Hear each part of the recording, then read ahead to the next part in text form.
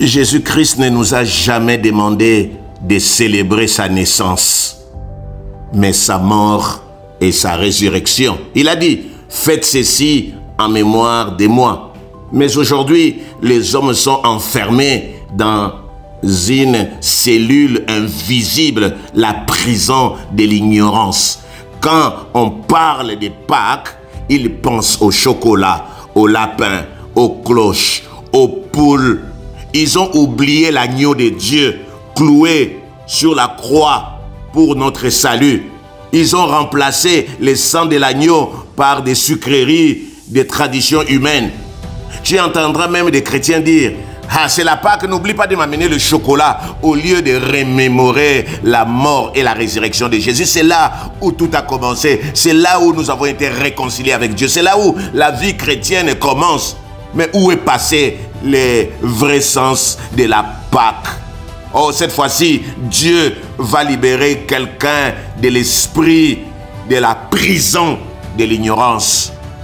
Nous devons savoir que la Pâque n'est pas une messe de requiem où nous pensons à la mort de Jésus en mangeant les lapins, en oubliant le vrai sens.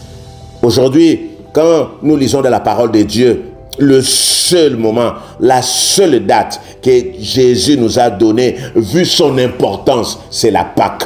Mais c'est dommage.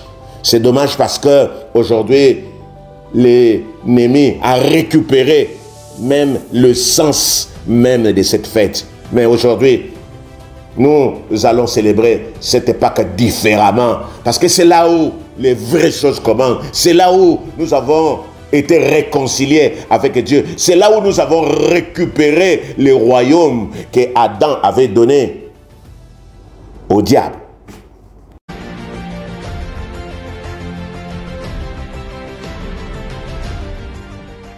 À chaque fête, Matthieu 27, verset 15, je vais lire la version Semeur. À chaque fête de la Pâque, ailleurs on a dit à chaque fête, mais Semeur dit à chaque fête de la Pâque, les gouverneurs étaient obligés, les gouverneurs avaient l'habitude de relâcher un prisonnier, c'est lui que la foule désignait. À la Pâque, tu dois sortir de la prison de l'ignorance. Dans les autres versions, on dit à chaque fête. Ça veut dire, ça peut être à la Pâque, ça peut être à la Pentecôte, ça peut être pendant la fête des moissons, ça peut être pendant la fête des tabernacles, ça peut être pendant le culte d'action de grâce, pendant la louange, l'adoration. Oh, le gouverneur qui t'a retenu doit te libérer. L'ignorance, le plus grand ennemi de l'homme, cher ami. L'ennemi de l'homme n'est pas seulement le monde, la chair, le diable. Les plus grands ennemis, les plus dangereux, c'est l'ignorance. L'ignorance n'est pas seulement un manque d'information intellectuelle. Elle est un aveuglement spirituel. La Bible dit dans Osée, chapitre 4, verset 6, « Mon peuple est détruit parce qu'il lui manque la connaissance. » Dieu ne dit pas que son peuple est détruit à cause des problèmes, à cause des soucis, à cause des sorciers, à cause des malédictions de Satan. Non, la cause profonde est dans l'ignorance, le règne dans l'ignorance. Quand quelqu'un marche dans l'ignorance, il marche dans les ténèbres, même ici il est serviteur de Dieu, prophète de Dieu. Même l'ignorance est à l'origine de beaucoup de maux. Mon peuple est détruit parce qu'il lui manque la connaissance. La Bible ne dit pas que le peuple est détruit à cause de Satan, des sorciers ou des démons, mais à cause du manque de connaissances. Là où tu es détruit, c'est là où tu es ignorant.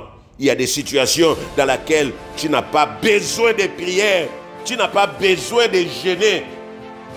Jeûner en ce moment-là devient une pénitence, mais tu as besoin de la connaissance. L'ignorance, c'est l'obscurité spirituelle. Quand Dieu dit que la lumière soit, ce n'est pas du soleil. Il parle ici de la connaissance de Dieu, de la révélation, de la vérité. La lumière égale connaissance. Ténèbres égale ignorance. Le diable est appelé le prince des ténèbres, non parce qu'il marche dans l'obscurité physique, mais parce qu'il règne dans l'ignorance. Il domine là où il n'y a pas de connaissance de Dieu. Prince vient du mot principauté, la première autorité. Satan a été le premier à régner dans l'ignorance. Il établit son trône dans l'ignorance. l'ignorance est une porte ouverte qui amène à la destruction, aux prisons. Quand tu es ignorant, peu importe ton niveau, tu peux être pasteur, adorateur, chantre, entrepreneur, président, roi, prophète. Satan te manipulera, te contrôlera, volera ta vie, ta santé, ruinera ton mariage, détruira ton église, ton entreprise, sèmera les chaos dans ta maison. L'ignorance engendre des querelles, des maladies, des accidents, des incendies. Les foyers brisés, c'est l'ignorance. Les décisions insensées, c'est l'ignorance. Jésus est la lumière. Il y a quelqu'un qui avait déjà pris la décision là avant et ça crée des problèmes. Mais comme tu es ignorant, tu viens faire la même chose. Oh, Jésus est la lumière du monde. Il est venu pour nous sortir de l'ignorance. Que le Seigneur vous bénisse. Que le Seigneur vous bénisse. Oh, bien-aimé, choisis la lumière.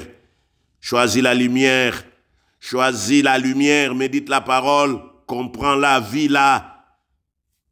Demande la sagesse, sois enseigné. Il y a des gens, à cause de l'orgueil, rejettent la connaissance. Demande de l'humilité. C'est l'humilité qui attire la lumière. Investis dans la connaissance. Là-haut, la lumière entre, les ténèbres fuient. Là où la connaissance est présente, Satan perd son autorité.